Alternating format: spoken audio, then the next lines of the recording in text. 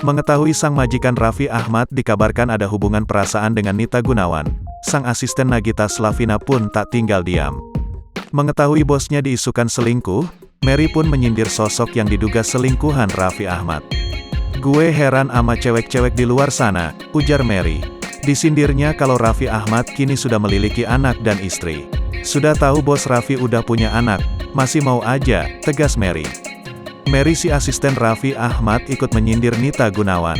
Setelah Nagita Slavina, Mary turut menyindir Nita Gunawan. Seperti diketahui, nama Nita Gunawan tengah menjadi buah bibir setelah isu mencuat.